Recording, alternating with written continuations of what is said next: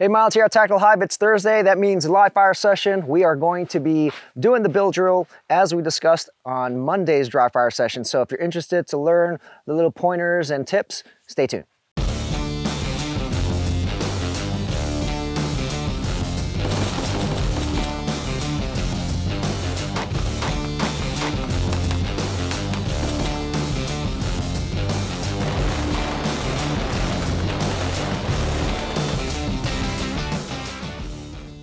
So I have a target about 5 yards away. The traditional build drill is going to be done at 7 yards, but if you're just learning and you are progressively learning your speed, then that's okay. 5 yards is completely fine. If you want to do it from 7 yards, you absolutely can.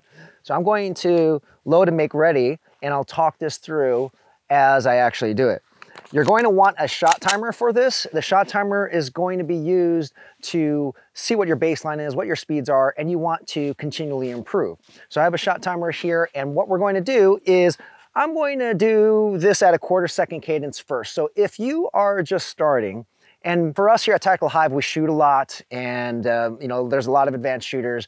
And sometimes we forget that the people watching our videos, they don't really get the chance, you know, maybe they don't have a range like this, or property shoot, to really go crazy and shoot fast. Some indoor ranges, they don't allow it. So this might be something where you've never really shot as fast as you can, like 6 shots at one point. So if you do get the opportunity, let's say you're in an outdoor range and you can do this, going crazy might not be the best answer. So we're not going to do the whole thing where we start at a second, half second, 1/4 second. You can if you want to. If you know based on your skill set that you need to do that, absolutely do it. But let's just say you're an intermediate shooter now, then maybe start at a 1/4 second or roughly there, okay?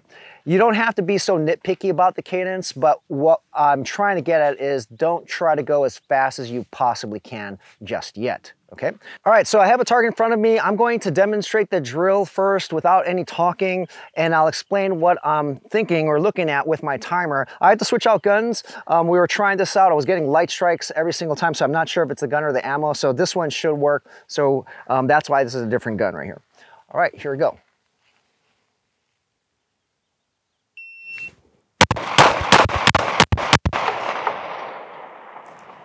Okay, so I've established my baseline here. I wasn't going very quick. That was 6 shots, so my split time there was about 0.3.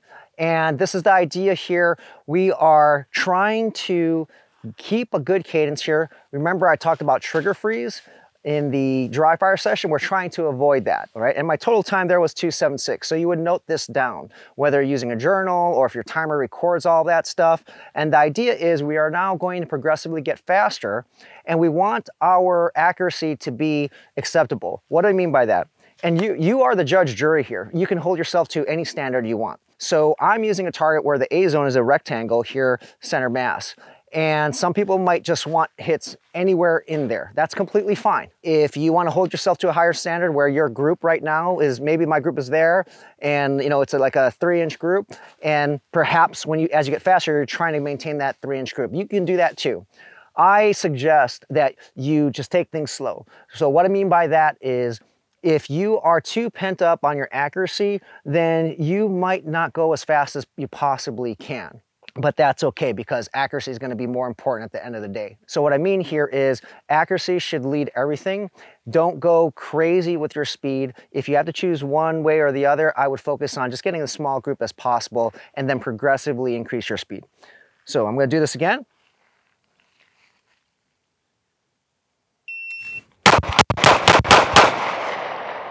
So that was faster.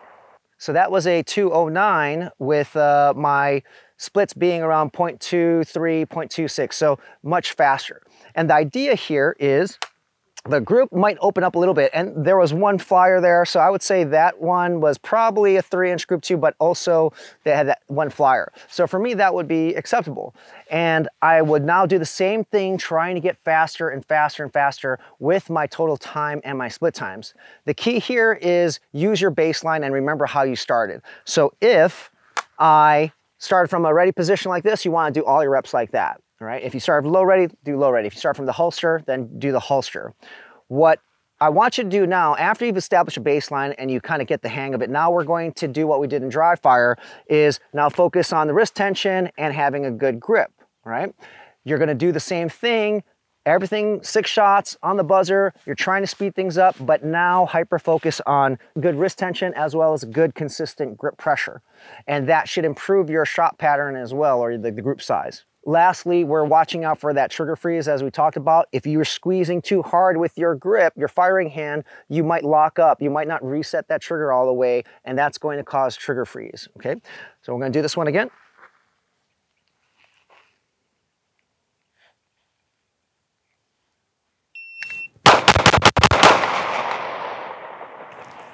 So that was a little bit faster there, 168. The groupings opened up a little bit, and the best split time there was a 0.19, all right? So I was roughly 0.18, 0.19, and so the group is opening up, and this is where you're going to get at. You're gonna get to the point where you're going faster and your group will open. So if you are trying to get the smallest group as possible, then you could stay at that time where you start to open up and then refine. Make sure I have really good grip and my wrist tension. My wrist tension, I felt it loosening up. So that could be explaining why some of the shots are off, right? So you can do one of two things. One is stay at the same speed and try to reinforce a good grip, all of your mechanics here, okay?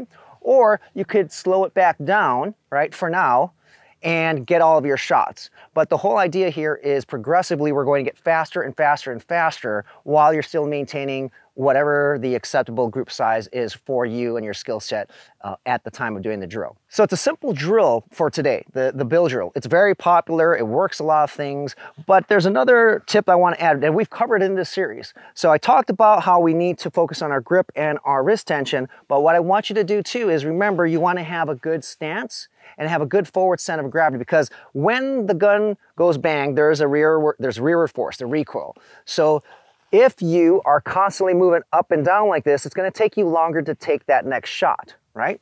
So you can combine everything we've covered in the past. So have a good forward center of gravity, relax your arms to absorb some of that recoil, and that is going to help you improve your shot groups and even your speed, because your sights will be on target sooner, aka faster, and so you'll be able to increase accuracy as well as overall speed. So just to quickly demonstrate here, I'm going to make sure I have good stance here. I'm going to relax my arms a little bit, and I'm going to do the same thing.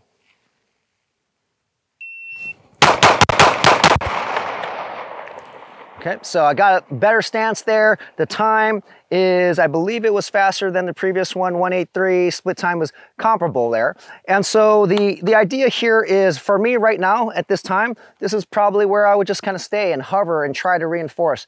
Do lots of reps to make sure I'm consistent and I can achieve that over and over and over again. If I could do the same performance 10, 20 times, that means, okay, I'm good. That is where my specific skill set is in terms of performance, and now I'm going to try to push beyond that.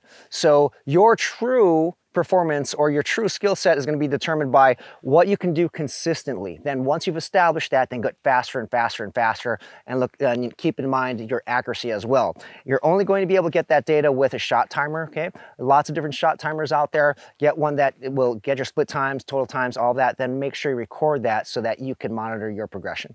That wraps up today's live fire session. It's a simple drill that you can incorporate into your live fire practice or training session wherever you are. Of course, you will need to be at a range that allows you to shoot rapid fire as you progress with your speed.